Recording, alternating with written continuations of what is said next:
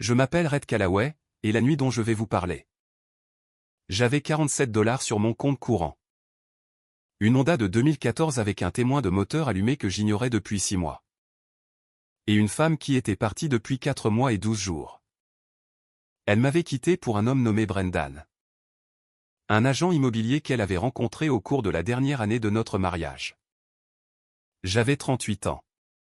Je livrais des repas pour gagner ma vie, et dans environ 45 minutes. Un vieil homme que je n'avais jamais vu auparavant allait ouvrir sa porte d'entrée. Regardez mon visage. Laissez tomber une commande de 487 $ de nourriture italienne sur son sol en marbre. Et me demander quel était le prénom de ma mère. Quand je le lui dirais, il allait s'asseoir comme si ses jambes l'avaient lâché. Puis il allait prononcer 9 mots qui défraient tout ce que je croyais savoir sur ma propre vie. Alors, tu es le garçon que j'ai payé pour qu'elle le cache. Avant que je puisse parler, avant même que je puisse comprendre ce qu'il avait dit. Son équipe de sécurité verrouillerait la porte d'entrée derrière moi. 2 verrous de sécurité, une chaîne. Une barre que je ne savais pas que les riches utilisaient encore. Et puis le vieil homme lèverait la tête, me regarderait droit dans les yeux. Et me dirait d'une voix calme que je n'avais jamais entendu un être humain utiliser que je ne pourrais plus jamais rentrer chez moi. Pas cette nuit-là, ni jamais. Parce qu'une famille criminelle de Las Vegas traquait ce vieil homme depuis 38 ans. Et ce soir-là. À cause d'un homme en qui je faisais confiance et d'un appel téléphonique que je ne savais pas avoir. Été passé, ils l'avaient enfin trouvé. Ils étaient déjà sur l'autoroute. Ils avaient déjà envoyé quelqu'un à mon appartement. Ils s'étaient déjà occupés de mon ex-femme. Et au lever du soleil. L'homme qui mourait cette nuit pour me protéger serait étendu dans une flaque de son propre sang. Sur la route devant une maison de 4 millions de $. Et je serais debout au-dessus de l'homme qui l'avait tué. Avec la vérité sur la vie de mon père entre les mains. Mais je vais trop vite. Revenons en arrière. La nuit avait commencé comme chaque nuit depuis les 14 derniers mois. J'ai vérifié l'application sur mon téléphone, accepté une commande d'un endroit appelé Carmine. Et sorti ma Honda du parking de mon complexe d'appartements. Carmine était un restaurant italien haut de gamme dans le vieux Scottsdale. Le genre d'endroit où le voiturier portait un gilet et où le menu n'indiquait pas les prix. Je n'y avais jamais mangé. Je n'y étais même jamais entré. Je restais simplement près de la porte de service où il me tendait les sacs par une fenêtre et j'essayais de ne pas avoir l'air d'un homme dont la valeur nette totale était de 47 $ et une voiture valant moins que la montre du maître d'hôtel. Le sac qu'ils m'ont remis cette nuit-là était lourd. 2 grands sacs en papier doublement ensachés. Le reçu agrafé dessus indiquait 487,62 $ plus un pourboire de 100 $ pile. Je suis resté un instant dans la ruelle à fixer ce reçu. Un pourboire de 100 $ sur une commande de 5 cents. Je ne me sentais pas jaloux. Je pense que la jalousie nécessite de croire que l'on était proche de quelque chose et qu'on l'a manqué. Je ne me sentais pas proche de cette vie. J'avais l'impression de la regarder depuis l'autre côté d'une rivière sans pont. Je suis remonté dans ma voiture. L'adresse était à Paradise Valley. Je suis sorti de la ruelle et j'ai pris Camelback Road. C'est à ce moment-là que j'ai remarqué le Suburban noir. Il était garé de l'autre côté de la rue face à Carmine. Vitres teintées, moteur en marche. Quand je suis sorti, il est sorti aussi. Je l'ai remarqué parce que personne ne se gare en face d'un restaurant 5 étoiles avec le moteur en marche à moins d'attendre quelqu'un. Et j'étais la seule personne qui venait de sortir de Carmine. Je me suis dit que j'étais paranoïaque. Je livrais des repas depuis 14 mois. Je n'avais jamais été suivi une seule fois. Pourquoi ce soir serait-il différent? J'ai tourné à gauche sur 64 TH Street. Le Suburban a tourné à gauche sur 64 TH Street. J'ai tourné à droite sur McDonald Drive. Le Suburban a tourné à droite sur McDonald Drive. Mes mains se sont crispées sur le volant. J'étais un homme à 47 $ conduisant une voiture à 1000 $. Il n'y avait rien dans ma Honda que quiconque pourrait vouloir. Je n'avais rien. J'avais moins que rien. J'avais 11 000 $ de dette de carte de crédit. Je me suis dit que ça devait être une coïncidence. Deux voitures allant dans la même direction un mardi soir à Scottsdale n'était pas une conspiration. J'ai continué à rouler. J'ai tourné sur Tatum Boulevard. Le Suburban a suivi. Le temps que j'atteigne les grilles de Paradise Valley. Ma chemise était mouillée sous les bras et j'avais pensé 2 fois à m'arrêter. Le Suburban est resté 2 voitures derrière tout le long de Tatum et jusqu'à Lincoln Drive. Quand j'ai enfin tourné sur Casablanca Drive, le Suburban a continué tout droit. J'ai expiré. Je me suis encore dit que j'avais imaginé ça. Je ne l'avais pas imaginé. Si vous ne connaissez pas Paradise Valley, voici ce que vous devez comprendre. C'est une petite ville nichée entre Scottsdale et Phoenix, 6 miles carrés, environ 14 000 habitants. Le prix médian des maisons est autour de 4 millions de dollars. Il n'y a pas de lampadaires sur la plupart des routes. Il n'y a pas de trottoir. Les maisons sont reculées derrière des murs. Des grilles et de longues allées qui disparaissent dans l'obscurité. L'adresse sur mon téléphone était sur Casablanca Drive. En roulant, les maisons devenaient plus grandes et plus espacées. Puis elles ont cessé d'être des maisons. C'étaient des domaines, des complexes que l'on ne pouvait même pas voir depuis la route. La grille devant laquelle je me suis arrêté était en fer, haute de 4-5 mètres. Encastrée dans un mur de pierre qui s'étendait dans les 2 directions jusqu'à disparaître dans l'obscurité. Il y avait un interphone sur un poteau. J'ai baissé ma vitre et j'ai appuyé sur le bouton. Une voix d'homme. Calme et égale. Non. Red Callaway. J'ai une livraison de Carmine. Il y a eu une pause. Juste un peu trop longue. Puis la voix a dit. Montez jusqu'à la maison principale. Garez-vous dans le rond-point. La grille a commencé à s'ouvrir. J'ai roulé à travers et l'allée tournait sur une petite colline en passant devant des pelouses sombres. Une fontaine qui ne fonctionnait pas et ce qui ressemblait à une maison d'invités nichée sous des oliviers. La maison principale est apparue. Un vaste bâtiment d'un seul étage, bas et large. Toit de tuiles rouges et hautes fenêtres cintrées qui brillaient d'une lumière chaude de l'intérieur. Le genre d'endroit qui n'essayait pas de vous impressionner. C'était simplement ce qu'il était. Une allée circulaire m'a amené à un portique au-dessus d'un escalier en pierre. Les portes d'entrée, 2 grandes portes en bois sombre de 3-6 mètres de haut, étaient déjà ouvertes. Un vieil homme se tenait dans l'embrasure. Il était grand, 1,88 mètres, peut-être 63 ans. Cheveux blancs coupés courts, pull anthracite sur une chemise à boutons. Il devait avoir 70 ans ou plus, mais il se tenait comme un homme beaucoup plus jeune. Derrière lui dans le hall, un autre homme se tenait les mains croisées devant lui.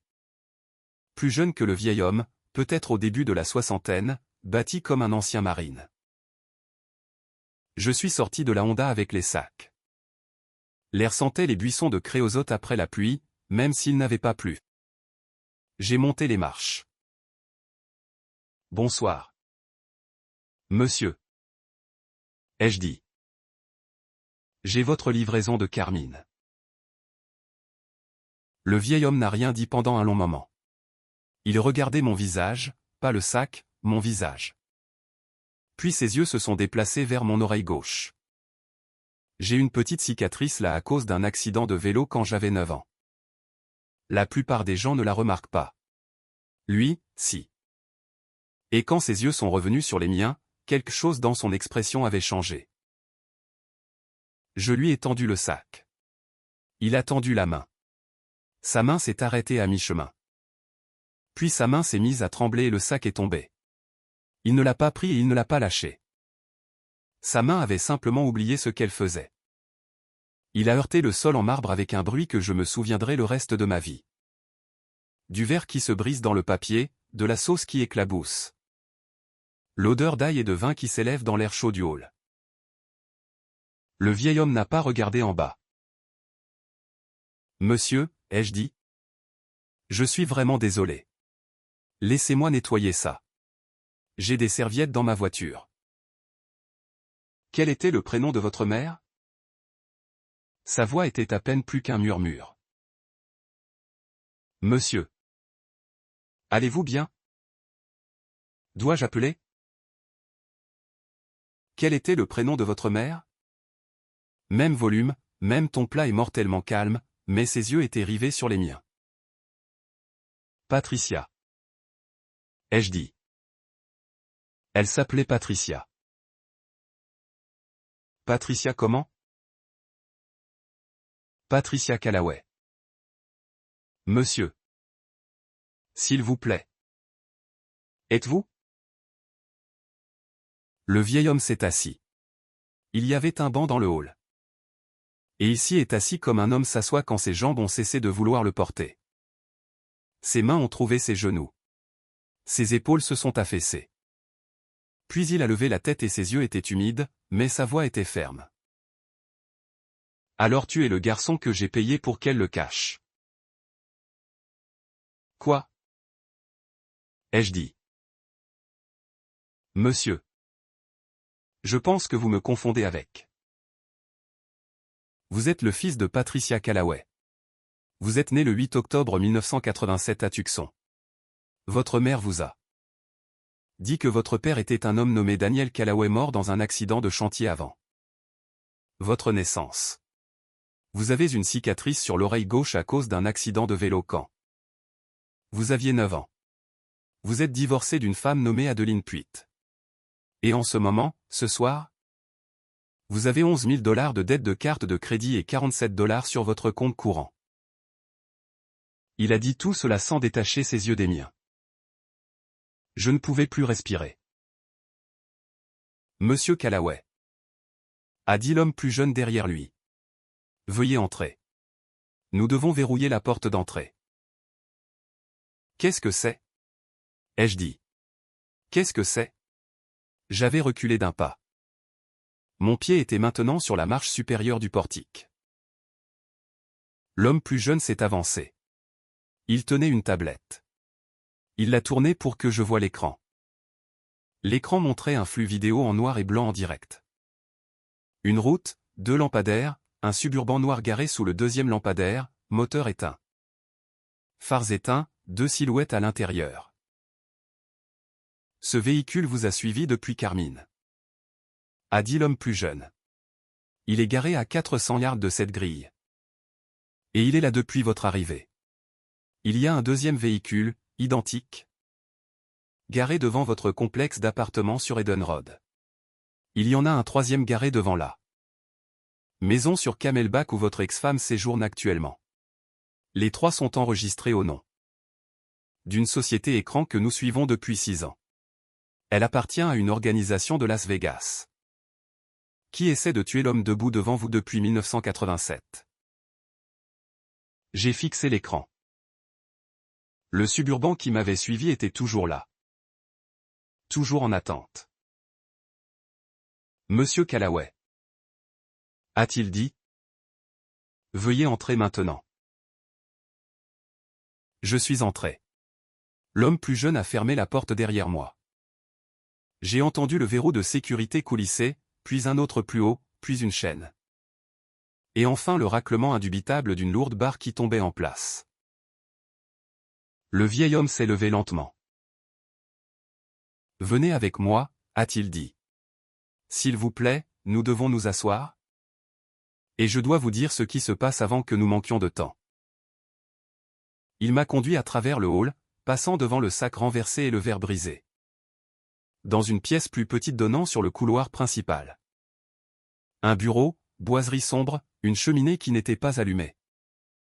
2 fauteuils en cuir se faisant face de part et d'autre d'une table basse. Je me suis assis. L'homme plus jeune, Cordell Brigg, qui avait été marshal des États-Unis pendant 22 ans avant de quitter le service fédéral en 2008 pour travailler directement pour ce vieil homme, se tenait dans l'embrasure de la porte avec son téléphone à l'oreille. Il y avait un mur d'écran derrière lui que je n'avais pas remarqué. 6 écrans, chacun montrant un flux de caméras différents. 2 surveillaient le suburban à la grille. 1 surveillait mon immeuble. Un surveillait la maison sur Camelback. Mon nom n'est pas Silas Renwick, a dit le vieil homme. C'est le nom sur mon permis de conduire. Mon acte de propriété.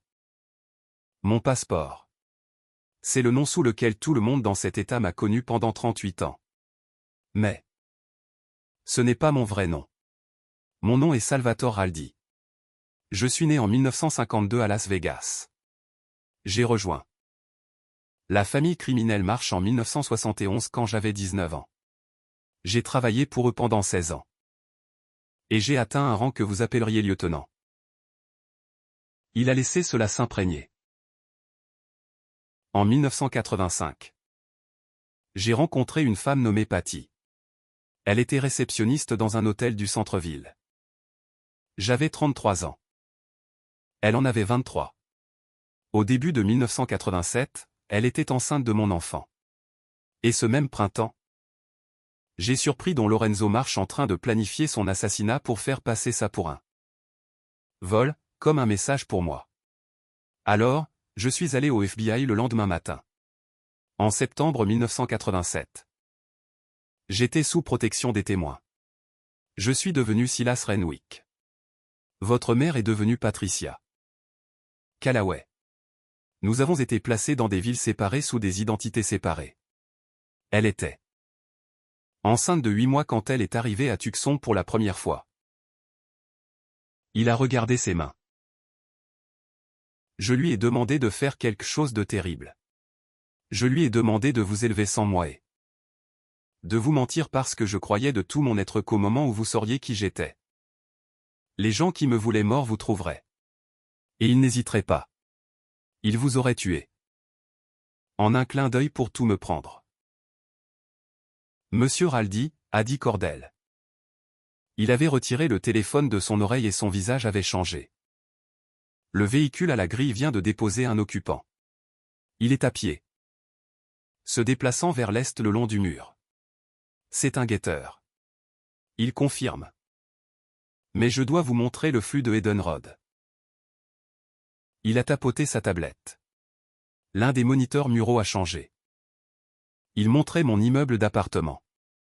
Ma porte, la 3e à gauche au 2e étage. Un homme en uniforme de livraison, du même genre que celui que je portais, se tenait devant avec un clipboard. Sous nos yeux, il a plongé la main dans le clipboard. En a sorti quelque chose de petit et métallique, s'est penché vers la poignée de porte. Et 12 secondes plus tard, ma porte d'appartement était ouverte, et il était entré. Il est dedans, a dit Cordell. Qu'est-ce qu'il fait dans mon appartement? Ma voix ne ressemblait pas à la mienne. Il vous cherche, a dit calmement le vieil homme. Il cherche tout ce qui lui dit qui vous êtes pour moi. Il n'y a rien dans mon appartement. Il n'y a rien. Rhett. Écoutez-moi. Je l'ai regardé. D'une manière ou d'une autre. Ils ont appris que j'avais un fils. Ils le savent depuis assez longtemps pour mettre un homme devant votre porte et un homme devant celle de votre ex-femme et les y maintenir comme levier pour le jour où ils me trouveraient enfin. Ce qu'ils n'avaient jamais. C'était cette maison. J'ai gardé cette adresse enterrée pendant 38 ans. Mais je vous ai observé. Toute votre vie. Chaque jour de loin, par l'intermédiaire de personnes que je payais non pas pour vous faire du mal, mais pour vous connaître. Pour m'assurer que vous étiez vivant. Et elle n'a jamais su à quelle fréquence je regardais. Mon téléphone a vibré. Il y avait un texto d'un numéro inconnu envoyé il y a 40 secondes. Mauvaise maison. Qui a envoyé ça? Ai-je demandé. Vincent Marzi, a dit le vieil homme. Le fils de l'homme que j'ai aidé à envoyer en prison en 1988. Lorenzo est mort. En prison l'année dernière. Vincent a pris la tête de la famille. Il a 50 ans. Il avait 13 ans quand son père est parti. Et il a passé les 37 dernières années à me chercher. Il sait qu'un jeune homme est entré chez moi ce Soir et n'en est pas ressorti. Il connaît votre visage. Il connaît votre plaque. D'ici demain matin. Il connaîtra votre nom. Combien de temps? Ai-je dit avant qu'il n'agisse. Des heures? A dit Cordell. Il m'a emmené dans une pièce à l'arrière de la maison derrière une porte qui nécessitait un code à 4 chiffres. À l'intérieur, les murs étaient couverts du sol au plafond de photographie. Chacune d'elles était de moi. Moi à 4 ans sur un tricycle. Moi à 6 ans tenant la main de ma mère devant une école primaire. Moi à 11 ans avec un bandage sur l'oreille 3 jours après l'accident de vélo. Moi à 18 ans en toge de remise de diplôme. Moi à 29 ans, le bras autour d'Adeline à notre réception de mariage. Prise à travers une clôture depuis une berline garée de l'autre côté de la rue. Moi à 31 ans, sortant de l'enterrement de ma mère, le visage gonflé, tenant l'urne. Moi il y a 4 mois, portant un carton hors de mon appartement le jour où elle est partie. J'ai touché une photographie de moi à 9 ans. Avec 2 dents manquantes. Ma mère a pris celle-là. Ai-je dit. Elle a accepté que je vérifie une fois par an. A-t-il dit. Je vérifiais plusieurs fois par an chaque fois que je pouvais me le justifier. Il a posé la main sur un dossier sur le bureau. Parce que si j'avais ne serait-ce qu'une fois fait irruption dans votre vie, envoyé de l'argent. Aidé, il l'aurait remarqué. Il guettait les schémas. Un garçon de Tucson élevé par une mère. Célibataire, travaillant dans des emplois ouvriers, épousant une hygiéniste dentaire. Conduisant une Honda de 2014. C'est un garçon sans lien avec un homme comme moi. C'est un garçon sûr. Lequel il ne regarderait jamais 2 fois. Je vous ai laissé croire que vous étiez ordinaire. Parce que l'ordinaire vous gardait en vie. Alors j'ai regardé et attendu et je vous ai laissé lutter. Et j'ai brisé mon propre cœur chaque jour de votre vie pour que vous puissiez en avoir une. Je me suis assis par terre. Il est venu et s'est assis lentement à côté de moi, prudemment. Il ne m'a pas touché. Il s'est juste assis. Je suis en train de mourir. RET. Cancer du pancréas stade 4. La même maladie qui a emporté votre mère. 4 à 8 mois. C'est pourquoi j'ai fait ça ce soir. Il s'est tu un instant. Cordell a passé cette commande via l'application pendant votre service.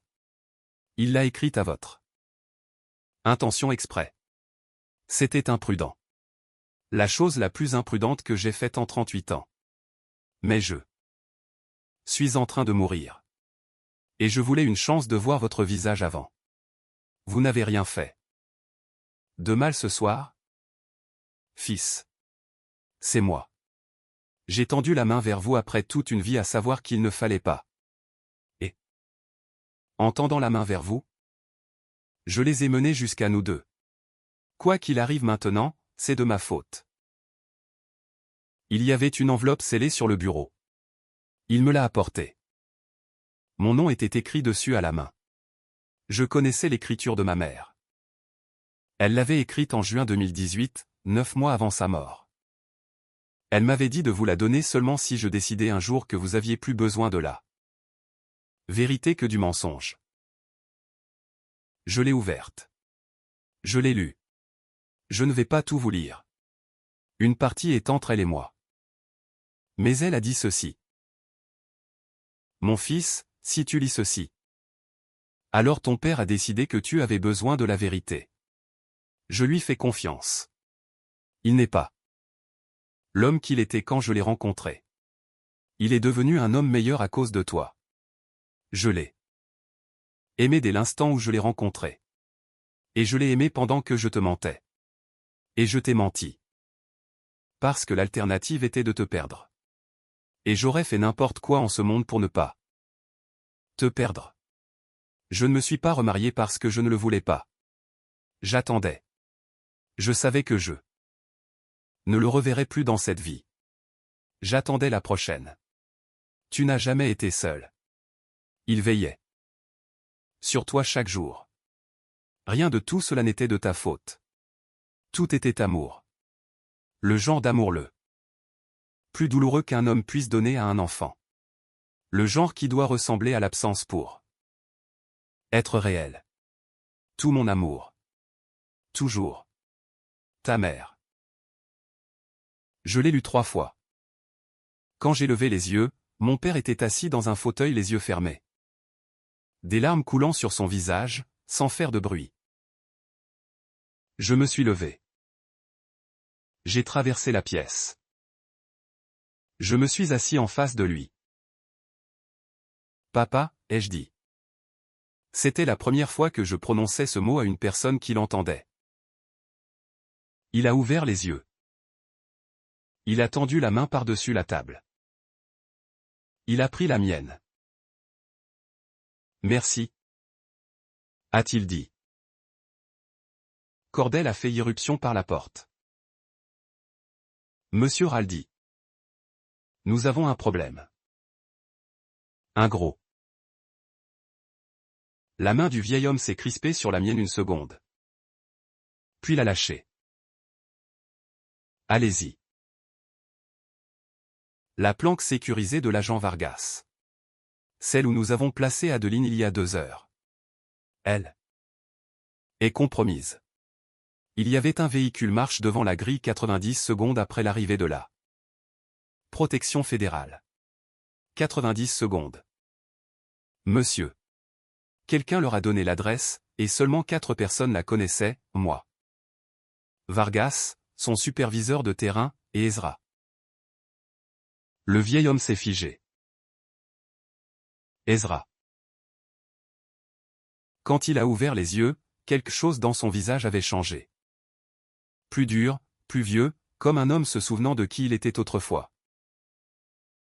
Il avait le paquet de preuves. Tout sur 38 ans. Dans son coffre-fort ce soir. Oui. Monsieur. Et s'il travaille pour eux? Il se prépare peut-être à le remettre ce soir. Le vieil homme s'est rassis très lentement. Comme un homme s'assoit quand il vient de comprendre quelque chose qu'il aurait dû comprendre il y a longtemps. J'avais regardé tout cela sans parler parce que je n'avais pas de mots. Mon ex-femme avait été déplacée dans une planque fédérale et la planque avait été compromise en 90 secondes. L'avocat de mon père depuis 22 ans était la taupe. Et les preuves qui étaient censées enterrer Vincent Marzy étaient dans le coffre-fort de cet avocat, sur le point d'être remises aux personnes mêmes qu'elles étaient censées détruire. Cordel. Appelez Vargas. Dites-lui tout. Nous avons besoin d'une équipe tactique au bureau d'Ezradan. L'heure, et les preuves doivent sortir ce soir ou elles ne sortiront jamais. Il a fait une pause. Et a porté un pistolet à mon fils. Cordel a hésité. Monsieur. Il n'est pas. Apportez-lui un pistolet. Il n'a pas à l'utiliser. Il doit juste l'avoir. La prochaine fois que quelqu'un franchira une porte dans cette maison, je veux que mon fils soit armé. Cordel est parti. Le vieil homme s'est tourné vers moi. Rhett, ils vont essayer de prendre Adeline et de l'utiliser comme levier contre vous. S'ils l'ont. S'ils vous appellent et vous disent de venir quelque part seul et de m'amener, que ferez-vous? J'ai pensé à Adeline, à la femme qui m'avait quitté il y a 4 mois. À la femme qui avait pleuré à l'enterrement de ma mère. Aux 3 années qu'elle avait passées à essayer de me donner un enfant sans jamais tout à fait pardonner à son propre corps d'avoir échoué. J'irai, ai-je dit, et j'irai seul. Ils vous veulent. Si je vous amène? Ils nous tuent tous les deux, et ils la tuent aussi. Si je vais seul? Peut-être que je peux leur donner assez pour la garder en vie jusqu'à ce que Vargas arrive. Il m'a regardé un long moment. Tu es le fils de ta mère. A-t-il finalement dit? Elle aurait dit la même chose. Cordel est revenu avec un pistolet dans un étui à clip. Il était petit et sombre. Il m'a montré comment le décharger, comment chambrer une cartouche, comment utiliser la sécurité. J'avais tiré avec une arme 3 fois dans ma vie. Je n'étais pas un tireur d'élite. J'étais un livreur avec un pistolet à la hanche et un père que je connaissais depuis 2 heures. L'horloge au mur indiquait 23h14. La tablette de Cordell a sonné. Monsieur, les relevés téléphoniques d'Ezra. 47 appels vers un téléphone jetable au cours des 6 dernières semaines. Lié à une propriété à Henderson que nous surveillons. Les relevés bancaires remontent à au moins 18. Moi. Le vieil homme a ri. Ce n'était pas un bon rire. C'était le rire d'un homme qui vient de réaliser qu'il saignait depuis longtemps sans s'en rendre compte. 18 mois. Il s'était assis en face de moi il y a 18 mois et nous avions mis à jour mon testament. Il m'avait demandé des nouvelles de ma santé et avait noté ce que je lui avais dit. Il a secoué la tête. Il avait accès à tout. Mon dossier sur toi, tu as vu la pièce. C'est comme ça qu'ils ont su que j'avais un fils. C'est comme ça qu'ils avaient un homme à ta porte avant même que tu n'atteignes ma grille. La tablette a sonné à nouveau. Cordell a regardé. Son visage est devenu pâle. Quoi? A dit le vieil homme. Adeline? Elle a disparu. Le transport a été attaqué à un carrefour à 2 miles de la planque. Les agents de Vargas sont vivants, mais blessés. Elle a été enlevée. Je me suis levé. Mon pistolet semblait très lourd sur ma hanche. Où? Nous ne savons pas encore. Ils ont 10 minutes d'avance sur nous. Ezra n'a pas seulement donné la planque. Il a donné l'itinéraire. Mon téléphone a sonné. Numéro inconnu. Le vieil homme m'a regardé. Répondez. Haut-parleur. J'ai répondu. J'ai mis le haut-parleur. Une voix d'homme. Calme. Plus âgé que je ne m'y attendais. Red Callaway. Oui. Vincent Marzy.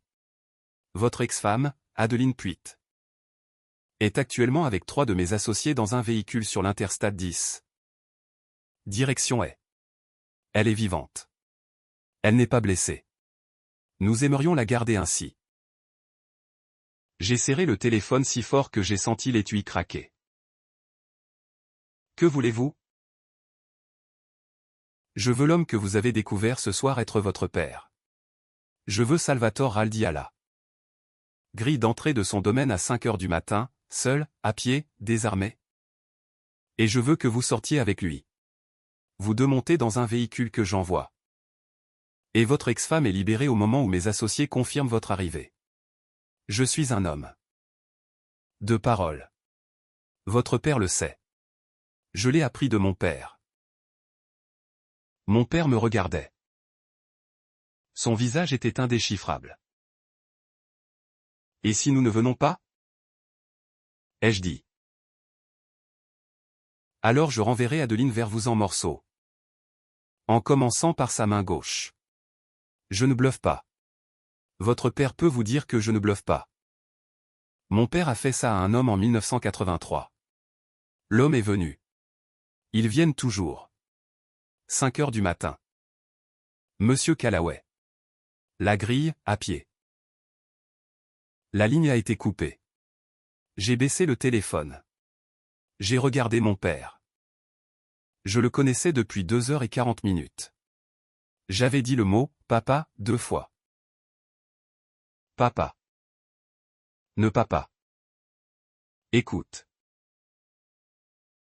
Ne. Je sais ce que tu vas dire. Et la réponse est non. Tu ne me feras pas sortir par cette grille. À 5 heures du matin. Il va la tuer. Il le pourrait.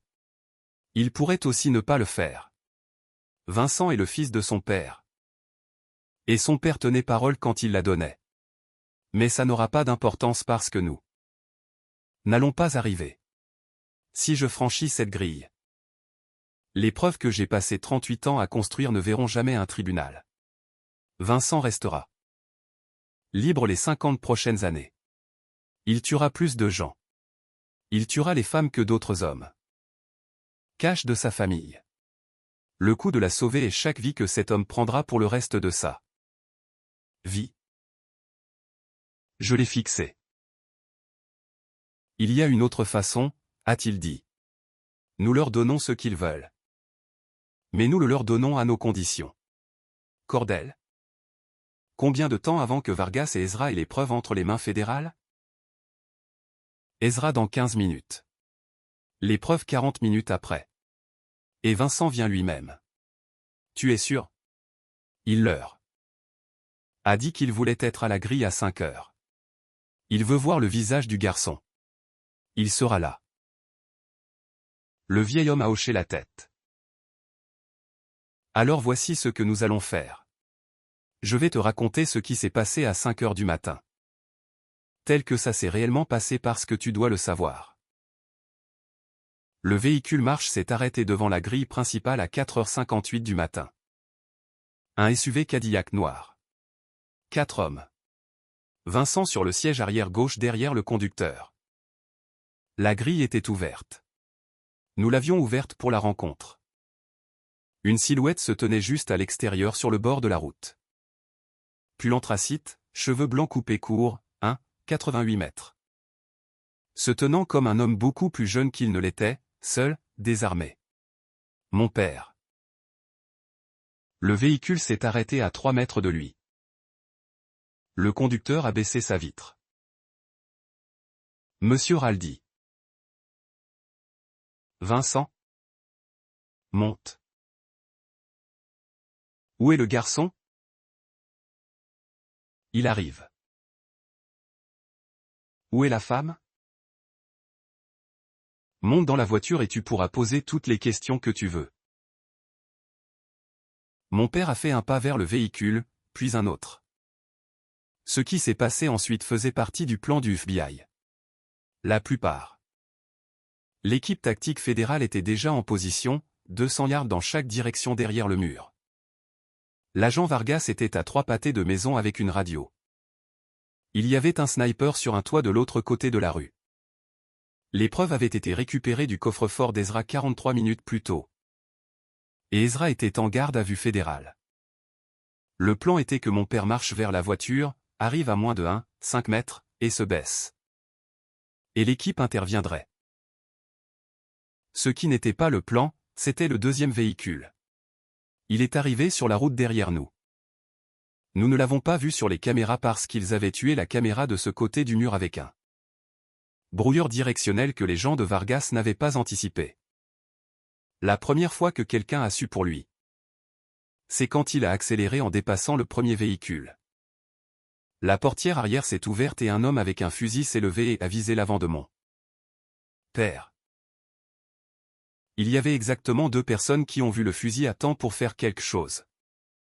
Cordell dans sa salle de contrôle et moi debout 6 mètres derrière mon père juste à l'intérieur de la grille ouverte avec un pistolet à la hanche. On m'avait dit de ne pas dégainer dans n'importe quelle circonstance. J'ai dégainé. Je ne me souviens pas de la plupart de ce qui s'est passé ensuite. Je me souviens d'avoir couru à travers la grille. Je me souviens de mon père se tournant vers moi en entendant mes pas. Son visage passant du calme à la colère à quelque chose d'autre quand il a vu ce qu'il y avait derrière lui. Je me souviens de l'homme au fusil pivotant. Je me souviens d'avoir tiré 4 fois parce que Cordell m'avait dit que si je devais l'utiliser un jour, je devais appuyer sur la détente jusqu'à ce que quelque chose arrête de se produire. Je me souviens de l'homme tombant en arrière dans le véhicule. Je me souviens du fusil qui est parti quand il est tombé. La balle est partie quelque part dans le ciel. Je me souviens de mon père au sol. Il avait fait un pas devant moi quand il s'était tourné. Il avait vu le fusil pointé sur moi, pas sur lui, sur moi. Et il avait fait un pas devant moi. La balle qui m'était destinée l'avait touché à la poitrine. Les 20 secondes suivantes étaient celles de l'équipe tactique. Je ne vais pas vous en parler. Ce n'est pas la partie de l'histoire qui compte. Ils ont pris Vincent vivant.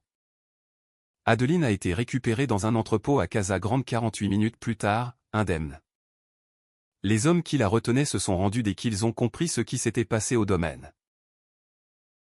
Mais aucune de ces choses n'est la partie que je veux vous raconter. La partie que je veux vous raconter, c'est moi à genoux au milieu de Casablanca Drive avant l'aube. Tenant la tête de mon père sur mes genoux. Il était conscient, à peine. Rhett. Papa. Papa. Je suis là. Reste avec moi. Est-ce qu'on l'a eu? On l'a eu. Ils l'ont pris vivant. Ils vont tous les prendre. Il a souri. Le sourire pur. Celui qui n'avait rien d'autre dedans. Bien. Papa. Reste avec moi. S'il te plaît. Écoute-moi. Fils. J'ai eu 38 ans pour penser à ce que je te dirais si j'en avais l'occasion. J'avais un discours. Je l'ai répété. Je ne m'en souviens plus maintenant. Il a toussé. Il y avait du sang au coin de sa bouche. Je suis juste content d'avoir pu t'appeler fils une fois. En face. Tu vas m'appeler fils beaucoup plus souvent. L'ambulance arrive. Juste Rhett. Tu as bien fait ce soir. Tu as bien fait. Papa. Dis à ta mère quand tu la verras. Dis-lui que je... Il n'a pas fini. Il est mort sur Casablanca Drive à 5h06 du matin. 4 minutes après que l'ambulance ait été appelée et 6 minutes avant son arrivée. Il est mort avec la main de son fils sur son visage et l'homme qui l'avait traqué pendant 38 ans. Dans des menottes fédérales à 12 mètres. Il n'est jamais allé à l'hôpital.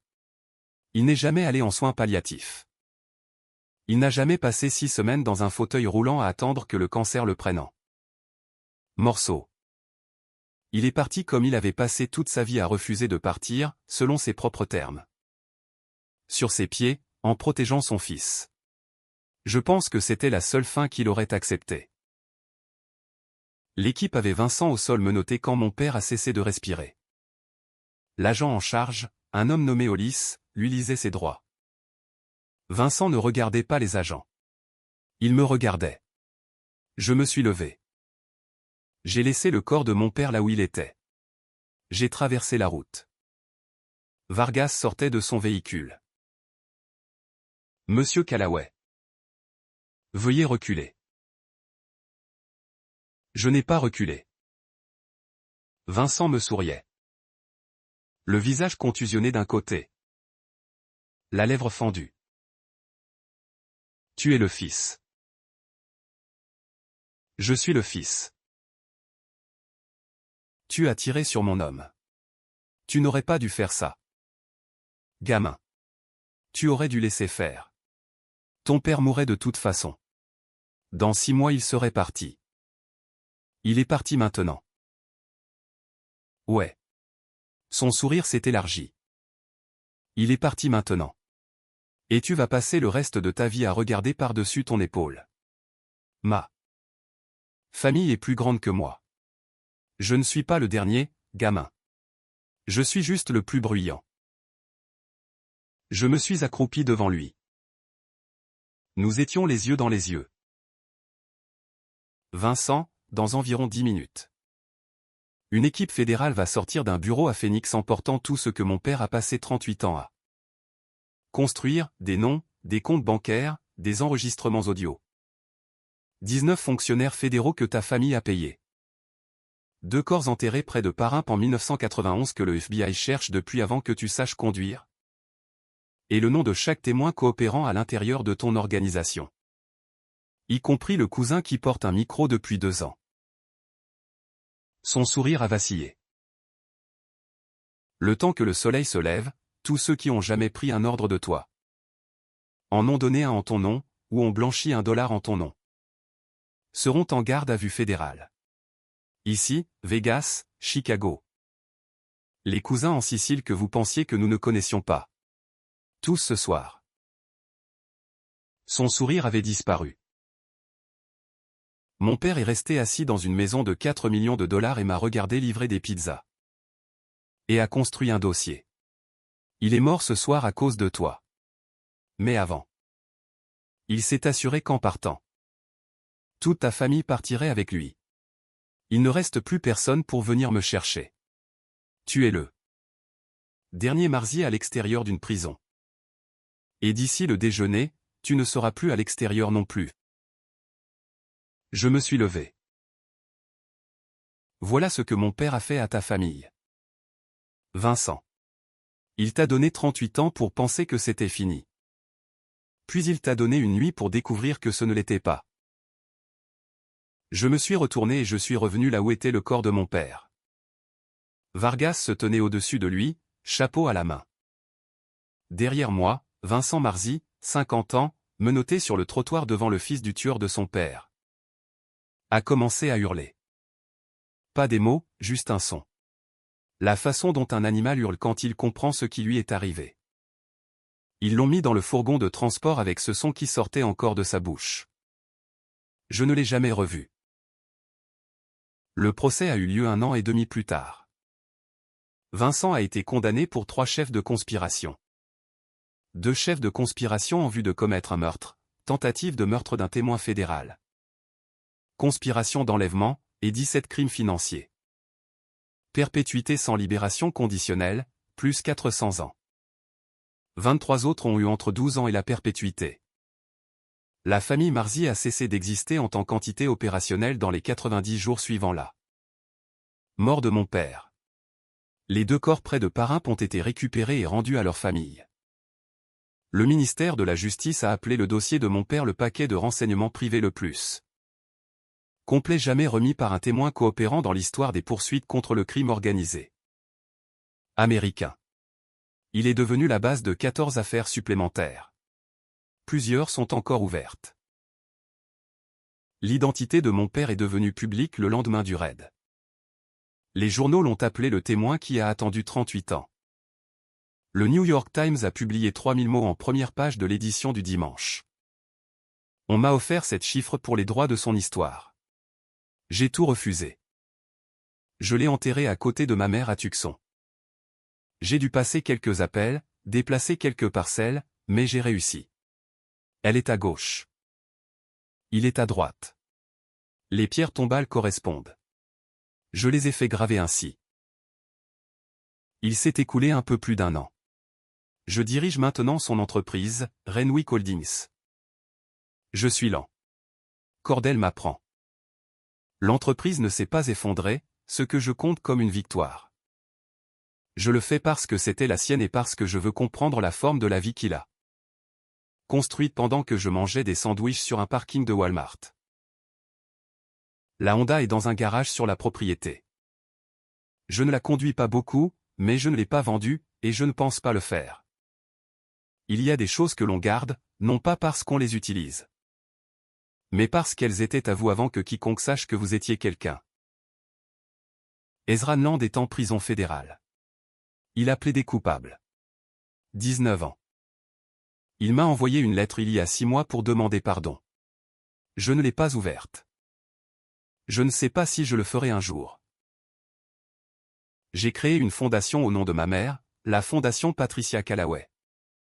Elle finance des services de relocalisation pour les mères célibataires fuyant des situations dangereuses de manière anonyme. La plupart des femmes ne savent jamais qui a payé leur nouvelle vie.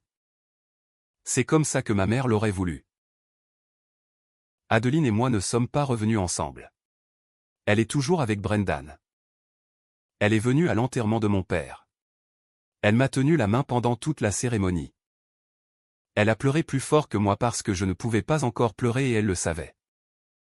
Je pense que nous nous sommes dit plus de choses sans parler ce jour-là que dans les 2 dernières années de notre mariage.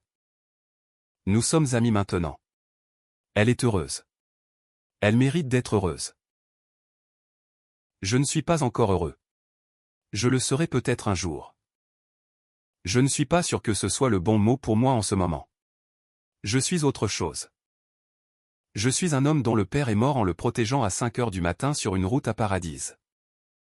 Valet après 38 ans d'attente du bon moment pour dire son nom. Je ne sais pas quel mot décrit cet homme, mais je sais que je ne suis plus un pas derrière. Mon père m'a regardé lutter pendant 38 ans sans jamais dire un mot. Il est mort le matin où il a enfin pu dire mon nom à voix haute. C'est la forme étrange que prend parfois la grâce. Elle ressemble à l'absence jusqu'au jour où ce n'est plus le cas. Si vous regardez ceci. Si vous avez déjà eu l'impression que toute votre vie se déroulait à distance.